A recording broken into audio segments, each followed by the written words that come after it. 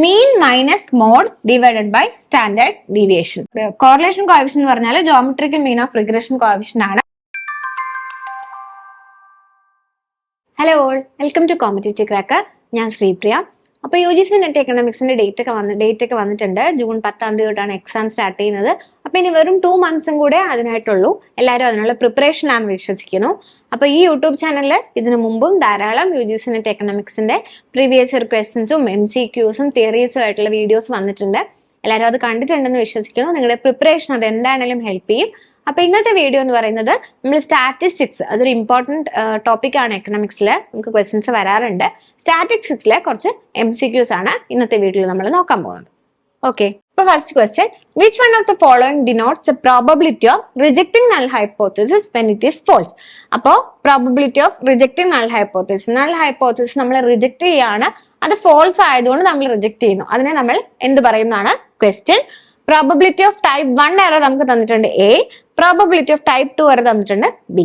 First നമുക്ക് എന്താണ് അറിയേണ്ടത്? ടൈപ്പ് 1 എറർ എന്താണെന്ന് അറിയണം, ടൈപ്പ് 2 എറർ എന്താണെന്ന് അറിയണം. എന്താണ് ടൈപ്പ് 1 എറർ? അത് എല്ലാവരും പഠിച്ചിട്ടുണ്ടാവും. ടൈപ്പ് 1 എറർ A എന്ന് പറയുന്നത് നമ്മള് reject null hypothesis when it is true.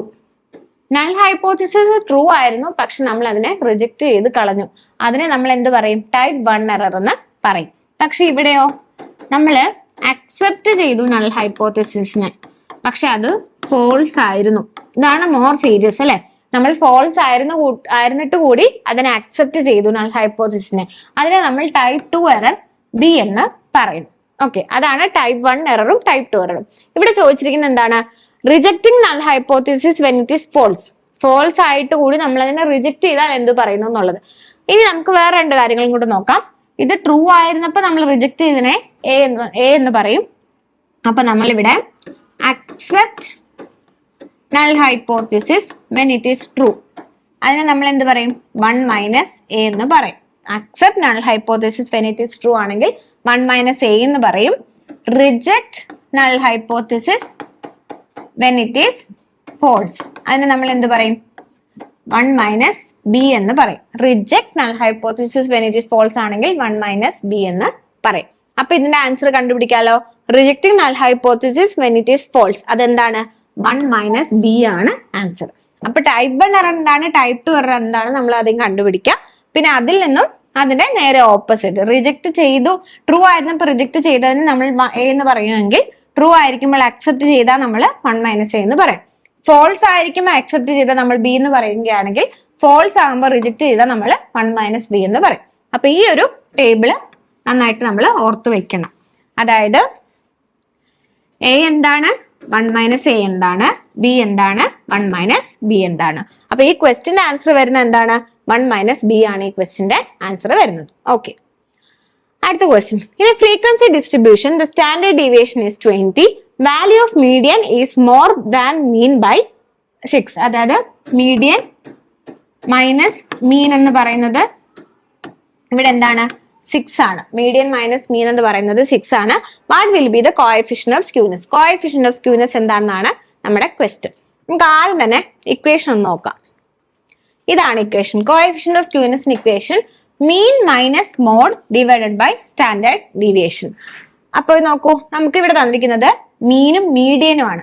Mean minus mode divided by standard deviation coefficient of സ്ക്യൂനെസിന്റെ ഒരു ഇക്വേഷൻ ആണ്. പക്ഷെ നമ്മൾക്ക് ഇവിടെ തന്നിരിക്കുന്നത് മീഡിയൻ ആണ്. അപ്പൊ മീഡിയൻ വെച്ചുള്ള ഫോർമുല എന്താണ്? 3 into mean minus median divided by standard deviation. 3 into mean minus median divided by standard deviation ആണ് മീനും മീഡിയനും തമ്മിലുള്ള formula. Mean minus mode divided by standard deviation, അല്ലെങ്കിൽ 3 into mean minus median divided by standard deviation.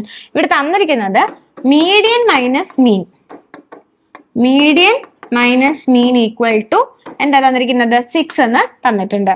അപ്പൊ മീൻ minus median എന്താണ്? -6 ആണ്. അപ്പോ 3 into -6 divided by 20 -18/20 ആണ്. അപ്പൊ ഇതിന്റെ ആൻസർ വരുന്നത് -0.90 ആണ് ഇതിന്റെ ആൻസർ. അപ്പൊ കോഎഫിഷ്യന്റ് ഓഫ് സ്ക്യൂനെസിന്റെ 2 ഫോർമുല ഓർത്തിരുന്നാൽ ഇങ്ങനത്തെ ക്വസ്റ്റ്യൻ നമുക്ക് സിമ്പിൾ ആയിട്ട് സോൾവ് ചെയ്യാം. Mean minus mode divided by standard deviation. Suppose median ആണ് തന്നിരിക്കുന്നെങ്കിലോ 3 into mean minus median divided by standard deviation. അടുത്ത question, which of the following is correct? ഇത് കോറിലേഷൻ കോഎഫിഷ്യന്റിനെ കുറിച്ചിട്ടുള്ള രണ്ട് സ്റ്റേറ്റ്മെന്റ് തന്നിട്ടുണ്ട്. Correlation coefficient is the geometric mean of regression coefficient. Correlation coefficient lies between -1 and +1. It is independent of scale of origin but not on the scale. Okay, മൂന്ന് statement തന്നിട്ടുണ്ട്. First statement നോക്കൂ, correlation coefficient geometrical mean of regression coefficient. അത് correct ആയിട്ടുള്ള answer ആണ്. R = √bxy × byx എന്നുള്ളത് correct ആയിട്ടുള്ള statement ആണ്.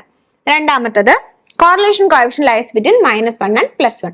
-1 എന്ന് വെച്ചാൽ -1 ഉം +1 ഇടയ്ക്കാണ് കോറിലേഷൻ കോഎഫിഷ്യന്റ് കിടക്കുന്നത്. കറക്റ്റ് ആണ്. Independent of scale of origin but not on scale. പക്ഷേ കോറിലേഷൻ കോഎഫിഷ്യന്റ് എന്ന് പറഞ്ഞാൽ ഇൻഡിപെൻഡന്റ് ഓഫ് സ്കെയിൽ ഓഫ് ഒറിജിനുമാണ്, സ്കെയിലുമാണ്. അപ്പൊ നോട്ട് ഓൺ സ്കെയിൽ അല്ല. ഇത് രണ്ടിനും, ഒറിജിനും സ്കെയിലും ഇൻഡിപെൻഡന്റ് ആണ് കോറിലേഷൻ കോഎഫിഷ്യന്റ് എന്ന് പറയുന്നത്. അപ്പൊ ഇവിടെ ആൻസർ വരുന്നത് എന്താണ്? A and B ഉള്ളി. ഫസ്റ്റ് രണ്ട് സ്റ്റേറ്റ്മെന്റ് ആണ് ഇവിടെ കറക്റ്റ് ആയിട്ട് വരുന്നത്. Two people X and Y apply for a job in a company. Probability of selection of X എന്ന് പറയുന്നത് 4/5 ആണ്. P of X എന്ന് പറയുന്നത് 4/5 ആണ്. P of Y എന്ന് പറയുന്നത് 6/8 ആണ്. ക്വസ്റ്റ്യൻ എന്താണെന്ന് വെച്ചാൽ രണ്ടുപേരും സെലക്ട് ആവാനുള്ള പ്രോബബിലിറ്റി എന്താണെന്നാണ് ക്വസ്റ്റ്യൻ. രണ്ടുപേരും സെലക്ട് ആവാനുള്ള പ്രോബബിലിറ്റി സിമ്പിൾ ആണ്. Equation P of X × P of Y ചെയ്താൽ രണ്ടുപേരും കൂടി സെലക്ട് ആവാനുള്ള പ്രോബബിലിറ്റി നമുക്ക് കിട്ടും. അതായത് 4/5 × 6/8 ചെയ്താൽ നമുക്ക് രണ്ടുപേരും കൂടെയുള്ള പ്രോബബിലിറ്റി കിട്ടും. അപ്പൊ എന്താണ്?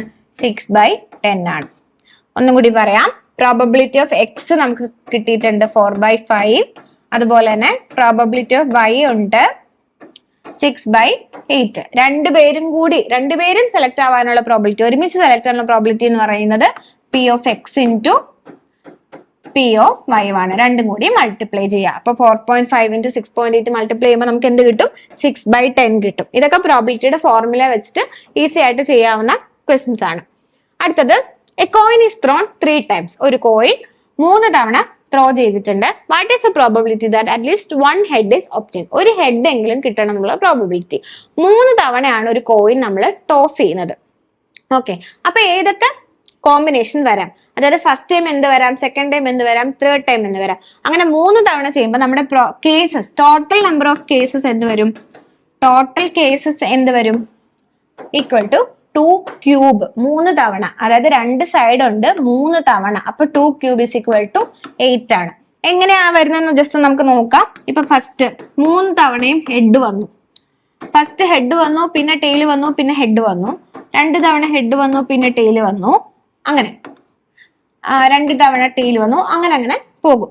അപ്പൊ നമുക്ക് ഫേവറബിൾ കേസസ് 3 തവണയും ഹെഡ് വന്നാൽ മാത്രമേ അവിടെ ടെയിൽ വരാതിരിക്കുള്ളൂ അല്ലെ? നമ്മൾക്ക് ചോദിച്ചിരിക്കുന്നത് at least one head is obtained. Okay, at least 1 head is obtain. ഒരു ഹെഡ് എങ്കിലും ഒബ്റ്റെയിൻ ചെയ്തിരിക്കുന്ന കേസാണ് ചോദിച്ചിരിക്കുന്നത്. ഇപ്പോ ഒരു ഹെഡ് പോലും ഇല്ലാത്ത കേസ് എപ്പോ വരും? 3 തവണയും ടെയിൽ വന്നാൽ അവിടെ ഒരു ഹെഡ് പോലും ഉണ്ടാവില്ല. ബാക്കി എല്ലാ കേസിലും ഒരു തവണയെങ്കിലും ഹെഡ് വരും അല്ലെ? ഇവിടെ 3 ഹെഡ് വരും, ഇവിടെ 2 ഹെഡ് വരും, ഇവിടെ 2 ഹെഡ് വരും, 1 ഹെഡ് വരാം. 3 പ്രാവശ്യം ടെയിൽ വരുന്ന കേസിൽ മാത്രമേ നമുക്ക് അവിടെ എന്തുള്ളൂ? ഹെഡ് വരാതെ ഇരിക്കുള്ളൂ. അപ്പോ ടോട്ടൽ കേസസ് എന്താണ്? ടോട്ടൽ നമ്പർ ഓഫ് കേസസ് വരുന്നത് 2 cube = 8 ആണ്. ഫേവറബിൾ കേസസ് വരുന്നതോ? ഫേവറബിൾ കേസസ് വരുന്നത് 7 ആണ്. അതായത് എന്താണ്? 1 - പ്രോബബിലിറ്റി ഓഫ് ടി. ഈ ഒരു പ്രോബബിലിറ്റി ഒഴിച്ച് ബാക്കി എല്ലായിടത്തും നമുക്ക് എന്താണ് ഇത് വരുന്നത്? ഇത് കേസ് ഒഴിച്ച് ബാക്കി എല്ലായിടത്തും നമുക്ക് എന്ത് വരും? ഹെഡ് വരും. അപ്പോ 7 ഫേവറബിൾ കേസസ് ഉണ്ട്, 8 ടോട്ടൽ കേസസ് ഉണ്ട്. അപ്പൊ നമ്മുടെ ആൻസർ 7/8 ആണ്. അതായത് ഫേവറബിൾ കേസസ് 7 ആണ്, ടോട്ടൽ കേസസ് 2 cube = 8 ആണ്. ഓക്കെ, അപ്പൊ അങ്ങനെയാണ് ഇതിന്റെ ആൻസർ കണ്ടുപിടിക്കുക. അടുത്ത ക്വസ്റ്റ്യൻ നോക്കൂ. In A 2 variable regression, y is dependent variable and x is the independent variable. Correlation coefficient തന്നിട്ടുണ്ട് 0.7 ആണ്. Which one of the following result is correct? നമ്മൾ ഇതിന് മുന്നത്തെ ക്വസ്റ്റ്യനില് correlation coefficient is the geometrical mean of regression coefficient എന്ന് പറഞ്ഞിട്ടുണ്ട്. അപ്പോ regression coefficient geometrical mean ആണ് പറഞ്ഞിട്ടുണ്ട്. അപ്പൊ ഇവിടെ റിഗ്രഷൻ കോഎഫിഷ്യന്റ് എന്തായിരിക്കും? റിഗ്രഷൻ കോഎഫിഷ്യന്റ് = 0.7ന്റെ സ്ക്വയർ ആയിരിക്കും, അതായത് 0.49 ആയിരിക്കും റിഗ്രഷൻ കോഎഫിഷ്യന്റ്. ഇവിടെ ഓപ്ഷൻസ് നോക്കൂ. എക്സ്പ്ലെയിൻഡ് ബൈ, എത്ര ശതമാനം y ആണ് x എക്സ്പ്ലെയിൻ ചെയ്യുന്നതെന്നാണ് ഇവിടെ ഓപ്ഷൻസിൽ ചോദിച്ചിരിക്കുന്നത്. നമ്മൾ കോറിലേഷൻ കോഎഫിഷ്യന്റ് വഴി എക്സ്പ്ലനേഷൻ, എത്ര ശതമാനം എക്സ്പ്ലനേഷൻ ഉള്ളത് മനസ്സിലാവില്ല. കോറിലേഷൻ കോഎഫിഷ്യന്റ് ആ ഡയറക്ഷൻ ഓഫ് എന്താ പറയാ, അതിന്റെ ഒരു ബന്ധം പോസിറ്റീവ് റിലേഷൻ ആണോ നെഗറ്റീവ് റിലേഷൻ ആണോ എന്ന് മാത്രമേ നമുക്ക് മനസ്സിലാവുള്ളൂ. എക്സ്പ്ലനേഷൻ എന്ന് ചോദിച്ചിരിക്കുന്നതുകൊണ്ട് നമ്മൾ റിഗ്രഷൻ കോഎഫിഷ്യന്റ് കണ്ടുപിടിക്കണം. റിഗ്രഷൻ കോഎഫിഷ്യന്റിന്റെ അതായത് കോറിലേഷൻ കോഎഫിഷ്യന്റ് എന്ന് പറഞ്ഞാൽ geometrical mean of regression coefficient ആണ്. 0.7 നമ്മൾ സ്ക്വയർ ചെയ്യുമ്പോൾ 0.49 എന്ന് കിട്ടി. 0.49 റിഗ്രഷൻ കോഎഫിഷ്യന്റ് എന്ന് കിട്ടിയാൽ അതിനർത്ഥം 49% variation y are explained by x എന്നാണ്. എക്സ്പ്ലനേഷൻ എന്ന് ചോദിച്ചിരിക്കുന്നതുകൊണ്ട് നമ്മൾ കോറിലേഷൻ കോഎഫിഷ്യന്റ് എന്നുള്ള സംഗതി വേണ്ട. അപ്പൊ ഈ 7 എന്നുള്ളതെല്ലാം നമുക്ക് നെഗ്ലക്ട് ചെയ്ത് കളയാം. 49 ആണ് നമ്മുടെ answer. 49% variation y are explained by x. Okay, അപ്പൊ ആ റിലേഷൻഷിപ്പ് അറിഞ്ഞിരിക്കണം, കോറിലേഷൻ കോഎഫിഷ്യന്റും റിഗ്രഷനും. മറ്റൊരു കാര്യം, റിഗ്രഷൻ ആണ് എത്ര ശതമാനം എക്സ്പ്ലെയിൻ ചെയ്തു എന്നുള്ളത് മനസ്സിലാക്കുക. കോറിലേഷന് നമുക്ക് ആ ഡയറക്ഷൻ മാത്രമേ മനസ്സിലാക്കാനായിട്ട് സാധിക്കൂ.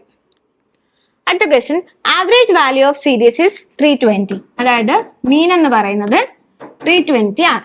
Most frequent value of the series is 180. എന്താണ് മോസ്റ്റ് ഫ്രീക്വന്റ് വാല്യൂ എന്ന് പറയുന്നത്? മോഡ് ആണ്. That is equal to 180 and standard deviation is 50. അപ്പൊ കോറിലേഷൻ ഓഫ് സ്ക്യൂനെസ് ഞാൻ ആദ്യത്തെ ഒരു ക്വസ്റ്റ്യനകത്ത് പറഞ്ഞു, രണ്ട് ഫോർമുല ഉണ്ട്. Mean minus mode divided by standard deviation, അതുപോലെ തന്നെ 3 into mean minus median divided by standard deviation. അപ്പൊ ഇവിടെ ഫസ്റ്റ് ഫോർമുല അപ്ലൈ ചെയ്യാം. 320 മൈനസ് 180 ഡിവൈഡഡ് ബൈ 50 ആണ് ആൻസർ വരുന്നത്. അതാണ് ഇക്വേഷൻ വരുന്നത്. അപ്പൊ 140 ഡിവൈഡഡ് ബൈ 50 എന്ന് വരും. ആൻസർ ഈസ് 2.8 ആണ്.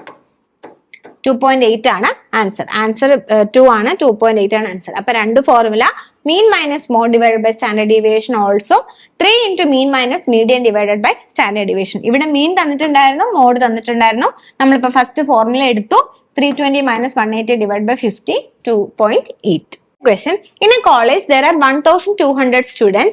Among them, 400 are from humanities, 50 from science and 300 from commerce stream. Which of the following will be most appropriate sampling method?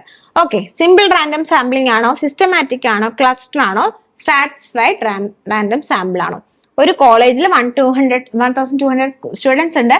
Sample ചെയ്യാൻ, അതായത് 400 പേര് ഹ്യൂമാനിറ്റീസും 500 സയൻസും 300 കോമേഴ്സും ആണ്. അപ്പൊ സാമ്പിൾ ചെയ്യണമെങ്കിൽ ഈ ഇല്ലാത്തിൽ നിന്നും സാമ്പിൾ എടുത്തേ പറ്റൂ, അല്ലെ? 3 ഡിഫറെന്റ് സ്ട്രീം ആണ്, അവര് തമ്മിൽ അങ്ങനെ കമ്പയർ ചെയ്യാനായിട്ട് സാധിക്കില്ല.